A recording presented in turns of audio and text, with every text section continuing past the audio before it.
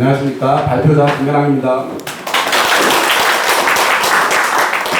여러분, 이 책 사실 좀 어렵죠? 네, 저도 좀 많이 어려웠습니다. 저는 사실 이렇게 어려운 줄 모르고 이 책을 발표한다고 했는데 나중에 많은 후회를 했습니다.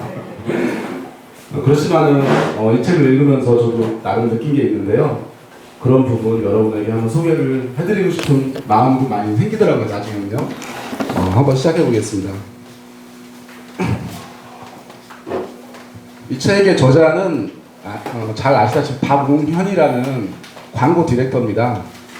그래서 이분은 광고를 하시지만 책을 또 여러 번 쓰셨습니다. 다시 책은 도끼다라는 책도 최근에 발간을 해서 많은 베스트셀러가 됐고, 이분의 책은 도끼다라를 통해서 책을 내시고, 이 책은 이제 소개하는 책이거든요. 책을. 근데 그러면서 다시 또 베스트셀러가 되는 안나 카레나라든지 참을 수 없는 존재의 가벼움이라든지 이런 책들이 다시 화제가 되는 그런 막강한 파워 있는 그런 분입니다. 이분은 이제 광고를 또 많이 찍었습니다. 대림아파트 이편한 세상이라든지 여러 가지. 지금도 이제 광고인이시고요. 총 42권의 책을 이 책에 담았습니다. 그러다 보니까 42권을 담다 보니까 어떻습니까? 이 책에 42권에 있는 좋은 내용들을 이분이 읽으시고 발췌해서 딱 기록을 한 다음에 그거에 대해서 자기 느낀 바를 이렇게 적는 거거든요. 그러니까 어떻게 되겠습니까? 굉장히 산란한 거죠. 그러니까 일관되게 소설이라든지 여러 가지 책들은 일관된 주제로 쭉 나가는데, 이것은 어떤 것들을 발췌해서 그걸 느낀 걸 적다 보니까 우리가 읽어도 앞부분을 까먹는 겁니다. 생소하고. 그런 특징이 있지만 여하튼 간에 굉장한 울림이 있는 책이죠. 자, 그래서 총 8강으로 이루어진 이 책의 내용을 한번 소개해 드리겠습니다. 시작은 울림이다라는 내용인데요. 한번 그 작품을 한번 저희들도 여기서 한번 같이 울림을 받아볼까요? 그러니까 이철수 판화집인데요. 거기에 나온 내용인데, 염주꾼이 풀렸다. 나 다녀간다 해라. 먹던 차는 다 식었을 게다. 새로 끓이고 바람 부는 날 하루 그 곁에 다녀가마. 몸 조심들 하고 기다릴 것 없다. 한편의 시인데 그냥 넘어갈 수도 있지만은 저는 좀 많은 울림을 받았거든요.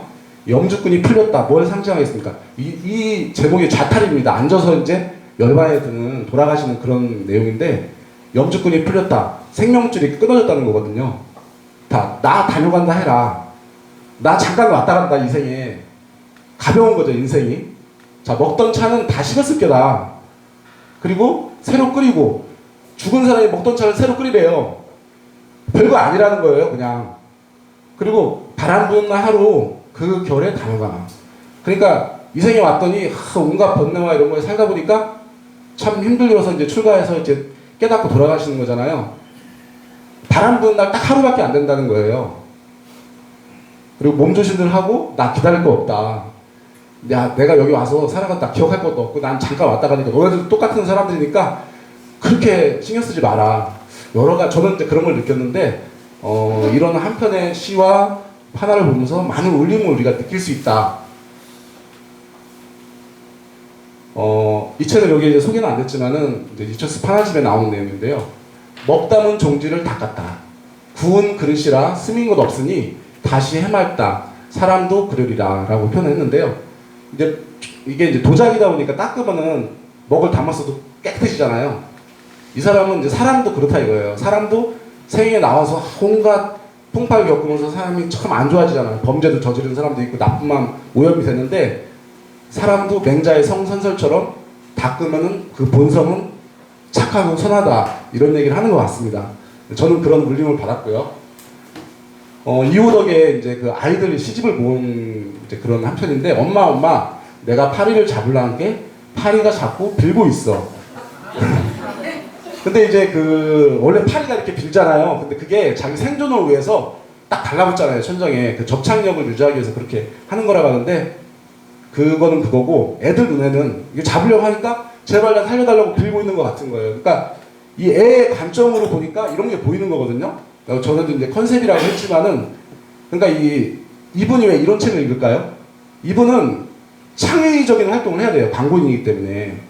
그것도 아주 극도의 창의적인 활동을 해야 되기 때문에 어떤 관점의 창의가 뭐냐면 이 책에도 나왔다시피 일상적인 어떤 부분을 관점을 다르게 보는 게 창의거든요.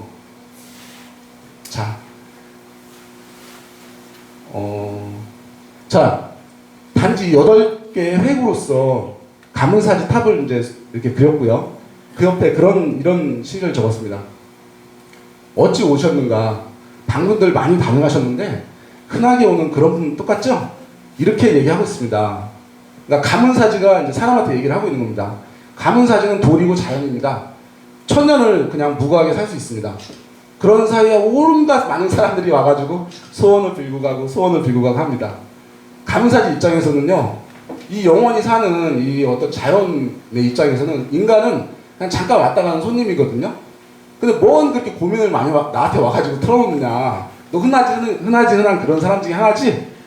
보면은 우리가 가문사지 입장에서 한번 생각해보면 사람이라는 거는 그만큼 인생이라는 게 뭘까? 좀 가벼운, 인생이라는 그렇게 무겁게 살 필요 없고 좀 뭔가 우리가 좀 뭔가 느껴지는 게 있지 않습니까? 자, 두 번째 강의에서는 김훈이라는 작가를 소개를 하는데요. 들여다보기라고 이제 말을 했습니다. 이분은 그 한국일보 문화부 기자였습니다. 그러다 보니까 이제 객관적인 사실을 적어야 되잖아요.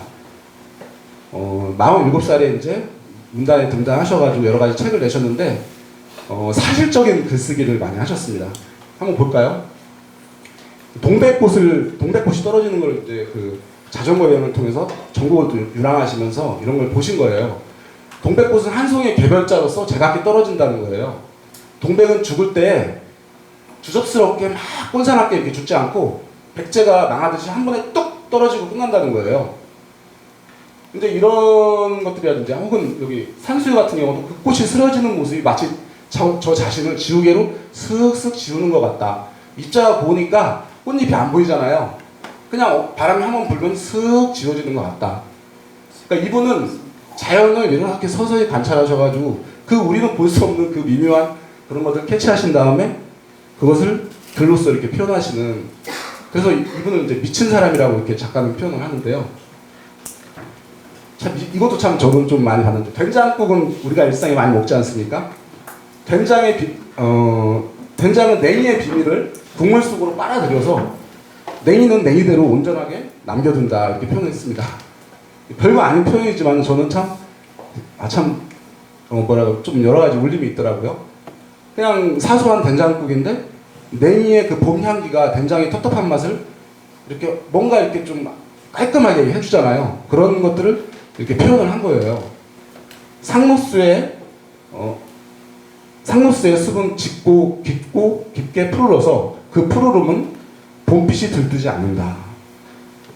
그러니까 봄이 되면은 온갖 만물 꽃을 피고 녹음이 우거지고 아주 화려하잖아요. 상록수는 사계절 내내 한결 같은 거예요. 그러니까 봄이 됐다고 아주 뭐 특별할 것도 없어요. 그래, 너네들 잠깐 열심히 장구치고 하고 가라. 뭔가 이렇게 좀 상록수의 어떤 좀 꾸준한 한결같은 그런 느낌이 느껴지는 그런 문장이고요. 이 김훈이라는 작가도 다른 위대한 어떤 시인인 두보의 시를 이렇게 인용해서 자기 느낌을 적으셨는데요. 꽃 한 조각 떨어져도 봄빛이 줄거늘 수많은 꽃잎이 흩날리니 슬픔 어이 견디리라는 시를 읽고서 이렇게 표현을 합니다. 대체로 이러한 것은 사람의 솜씨라고 볼 수가 없다 이거죠. 근데 사나하는 꽃과 시간을 견디지 못하는 슬픔으로 보아서 사람의 소의 힘이 틀림없다.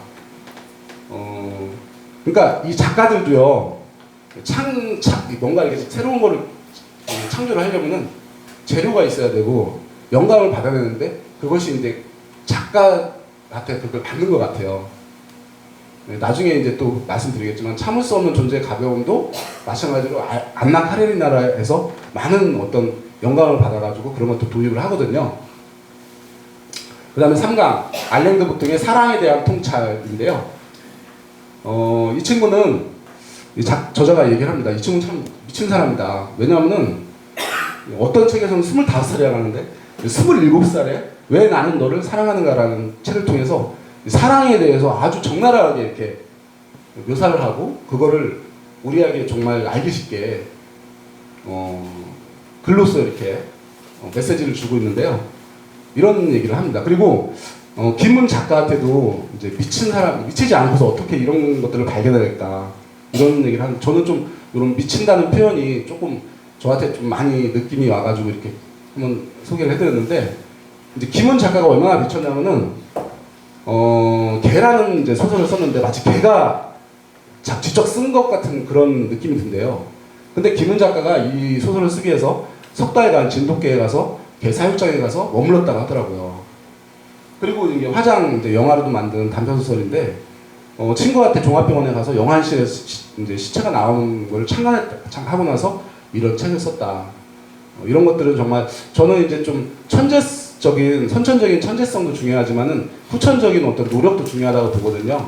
그런 거에서 저는 본받을 게 있다고 보시는데, 제가 이제 평소에 가장 그런 어떤 정말 본받는 사람 한번 소개를 해드리면은 레오나르도 다빈치 있잖아요. 아주 굉장히 위대한 사람이잖아요. 뭐 발명가, 건축가, 조각가, 화가, 과학자, 지리학자, 음악가인데 이분이 인체를 연구하기 위해서 갓 묻은 무덤에 가서 밤에 시체를 꺼내와요. 그 다음에 그것을 밤새도록 온갖 악취와 구더기를 무릅쓰고 분해를 해가지고 연구를 하는 그런 내용이 나오는데요.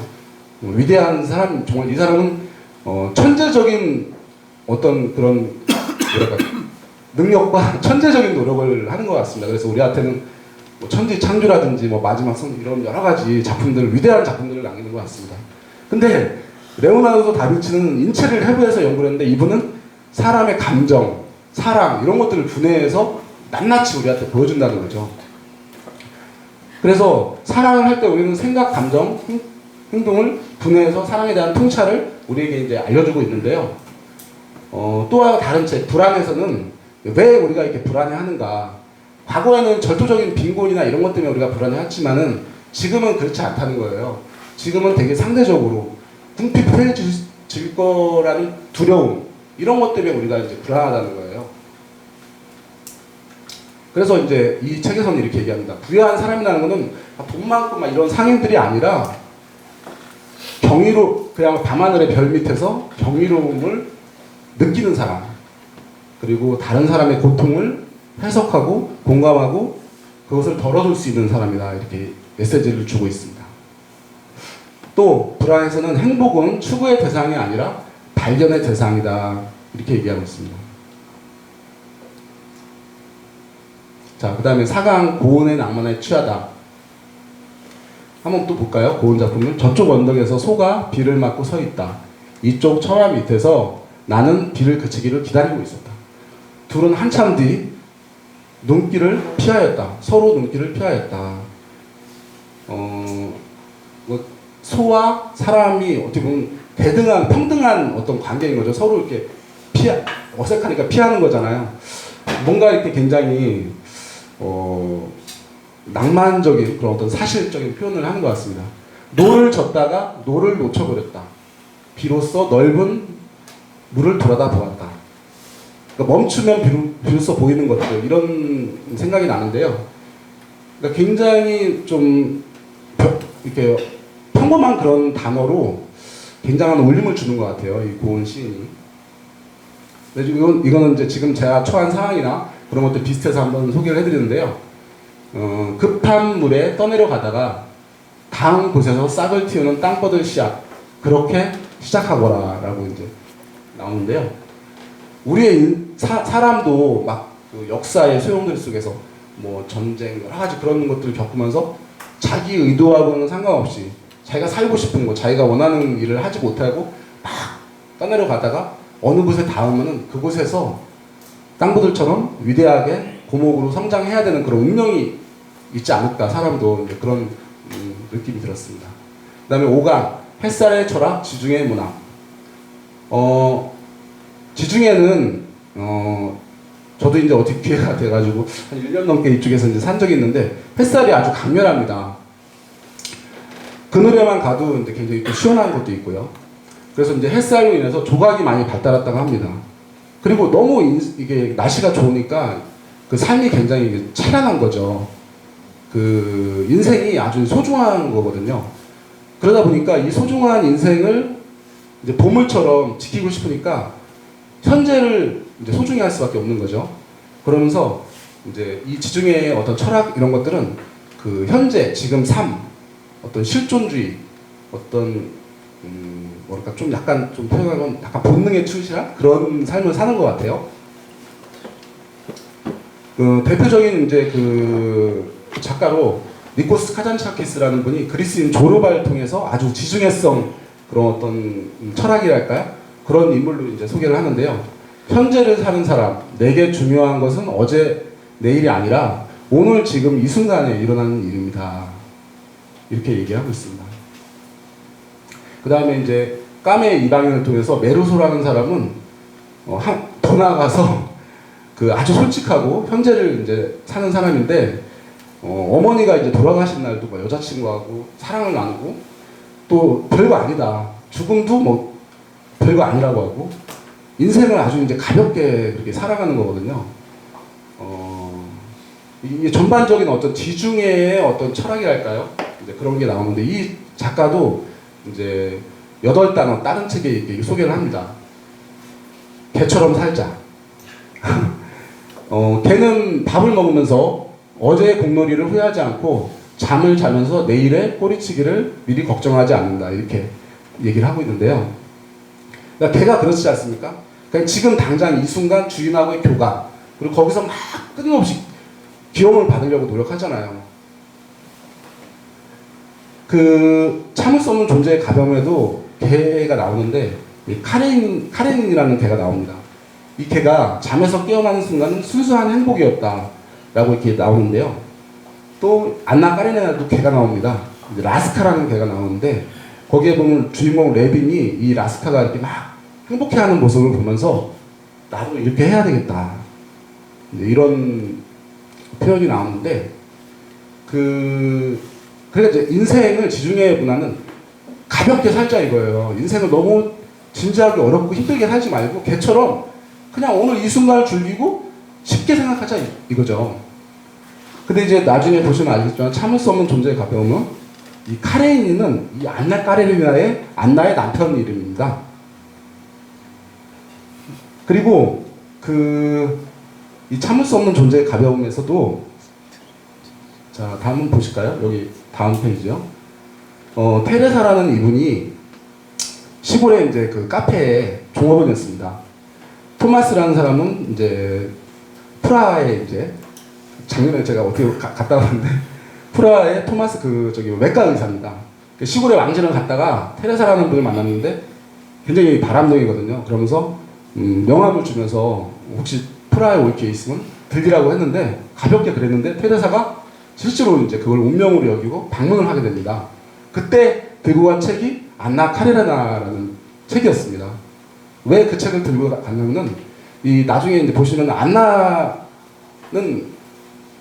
그 남편 카레나 굉장히 이렇게 어떤 기치적인 삶을 살고 무겁게 살고 있는 권위적인 삶을 살고 있는 그런 환경 속에서 굉장히 불행한 삶을 살거든요. 그러면서 그 속에서 뭔가 벗어나고 싶은 그런 욕망을 가진 사람인데 이 테레사라는 사람도 시골에서 굉장히 육체적인 삶을 살고 자기 아주 좀 서민적인 그런 환경에서 벗어나고 싶은 그런 마음이 있어서 그 책을 들고 마치 입장권처럼 이렇게 표현을 하는데 그 책을 안나 카레나 그 책을 들고 이 사람을 만나러 가게 되고 거기서 이 사람이 사랑에 빠지면서 이 바람둥이 가볍게 사는 사람이 나중에는 무거운 삶으로 전락하는 이제 그런 내용인데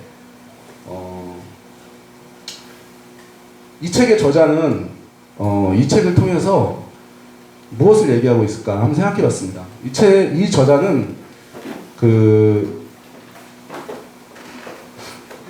나중에 테레사, 토마스, 프란츠가 굉장히 이렇게 한순간에 죽어버리거든요. 사비나 입장에서 이 책이 이제 굉장히 좀 약간 시점도 왔다 갔다 하고 막 이렇게 좀 그런 여러 가지 복잡하게 이렇게 막 구성이 돼 있는데 갑자기 어느 날 테레사와 토마스가 소설 중간에 이렇게 막 교통사고로 죽었다 이런 표현이 나옵니다. 그리고 나중에 프란츠라는 사람도 캄보디아 가서 칼에 이제 찔려 죽거든요. 그러니까 이 저자는 주인공들을 굉장히 터무니없이 그냥 한 번에 어떤 이유 없이 죽여버리거든요. 이게 뭐냐면은 인생이라는 게 그렇게 무겁게 살 필요가 없다 이거예요. 왜냐하면 죽음이라는 건 어느 순간에 올 수가 없는데 왜 이렇게 무겁게 사느냐. 가볍게 살아라. 이런 메시지를 하고 있는 것 같습니다. 우리한테. 우리는 돈, 명예, 사랑, 정치, 권력, 안정 이런 걸 위해서 막 살거든요. 우리의 욕망을 이제 이루고 싶은. 근데 이런 사람들은 스스로를 이제 괴롭히는 거죠. 마치 안나가 자기 욕망을 이제 찾아가다가 나중에 비참해지는 것처럼 이제 그런 걸 보고 기초적인 삶이라고 하는데 그러지 말고 조르바나 메르스처럼 가벼운 삶을 살아가야 된다. 이제 이런 메시지를 전하고 있는 것 같습니다. 그런데 인간은 그 가벼움을 참을 수가 없는 겁니다. 왜냐하면 이게 인생이 너무 소중하고 자기 욕망이 너무 소중하기 때문에 가벼운 존재를 참을 수가 없는 거예요, 인간은. 그래서 항상 무거운 거를 이제 추구하는 거죠. 돈, 권력, 욕망, 가족, 사랑, 모든 것들 이루려고 하지 않습니까? 그러다 보니까 인간은 인생이 굉장히 무겁게 되는 거죠. 힘들고. 자, 그 다음에 이제 7강, 안나 까레레나를 소개해 드리겠습니다. 이 책은 1500페이지 가까이 되는 그런 대작인데요. 세 가지 큰 주인공이 나옵니다. 카레인과 안나 브론스키. 안나가 브론스키라는 젊은 군인 장교를 만나서 기차역에서 만나면서 이게 어떤 책에는 이제 같이 사랑에 빠졌다. 어떤 책에는 처음에 안나는 사랑에 빠지지 않았다. 여러 가지 이제 그런 설들이 있는데 여하튼 간에 이 세 주인공으로 해서 불륜 드라마라고 할 수 있는데요. 사실은 또 그렇지 않은 면도 있습니다.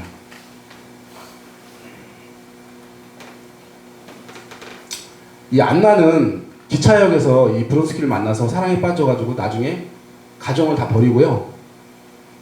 한번 보실까요? 대저택에서 마음껏 사치를 부리며 자신만을 사랑하는 젊은 애인과의 로맨스를 즐기는 안나.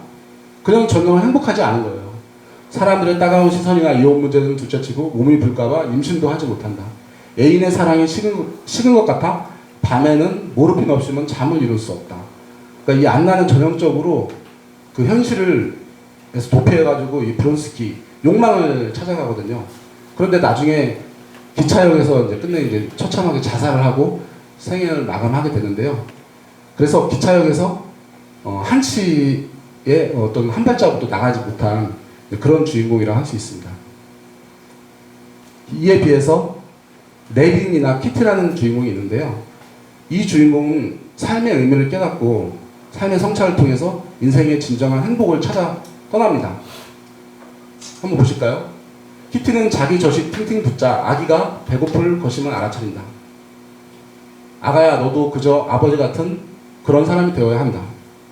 이런 내용이 나오고요. 이 한 구절로서 이 키티가 남편을 어떻게 생각하고 이 가정이 얼마나 행복한지 느껴지시겠죠? 그리고 이 레빈이라는 주인공은 사실 보시면은 톨스토이가 자기의 삶을, 자기의 어떤 생각을 투영한 그런 주인공이거든요.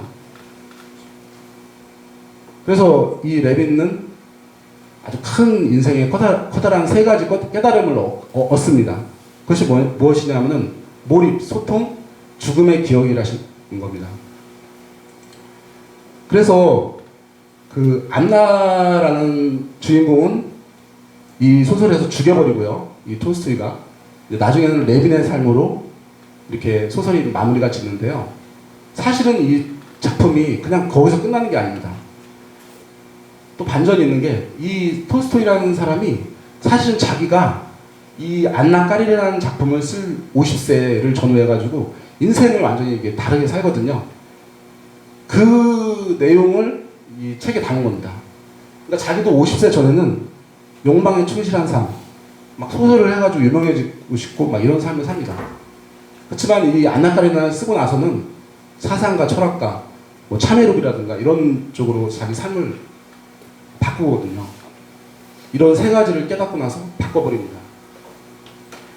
그런 어떤 의지, 철학을 이 책에 담은 것입니다. 그래서 이 톨스토이는 안나라는 주인공을 통해서 자기의 50대 이전의 삶을 투영시키고요. 이후의 삶을 레빈의 삶으로 투영시킵니다. 그래서 이 책이 굉장한 대작이라는 그런 어떤 의미가 있고요. 정말 반드시 우리가 좀 많이 읽어봐야 될 것 같고, 이 톨스토이는 워낙 작가의 작가라고 하더라고요. 그야말로 그만큼 이제 위대하다고 이렇게 하고요. 마지막으로 이제 8강 삶의 속도를 늦추고 바라보다 를 한번 보겠습니다. 많은 책들을 소개하고 있는데요. 여기서 한번 그림 한 편을 보겠습니다. 마상 청행도라는 작품인데요.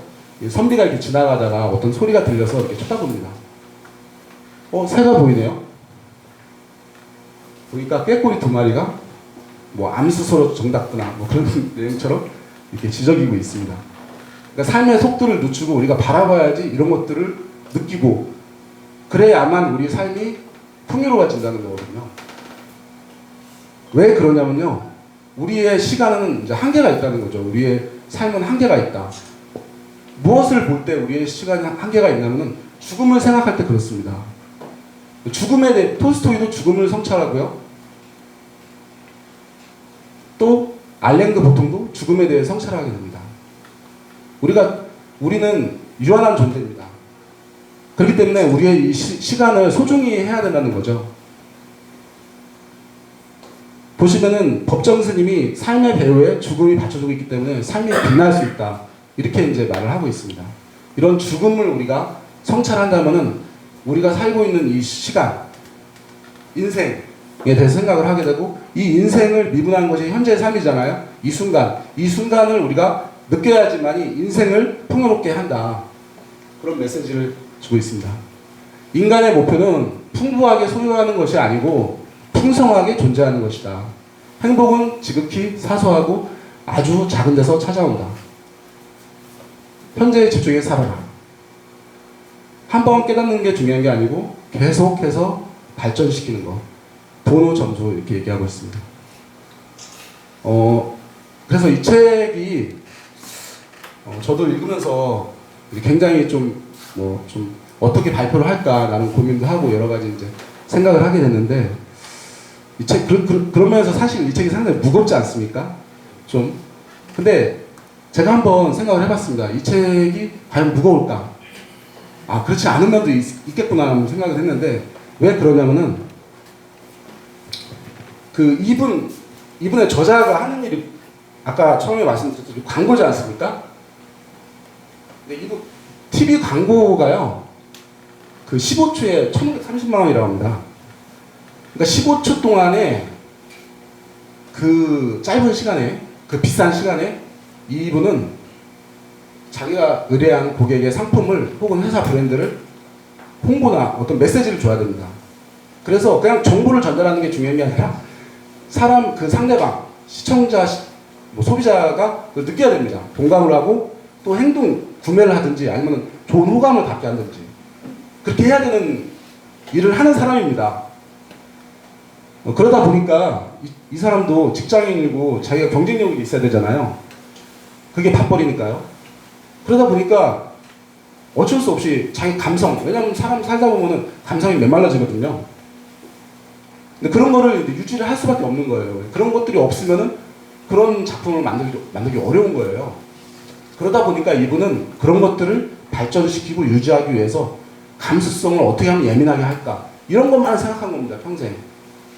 그러다 보니까 이런 인문학책을 많이 읽게 되고 그 속에서 자기가 느끼고 그러다 보니까 이런 분야에 소양이 깊어지고 이런 책도 쓸 수 있었던 거죠.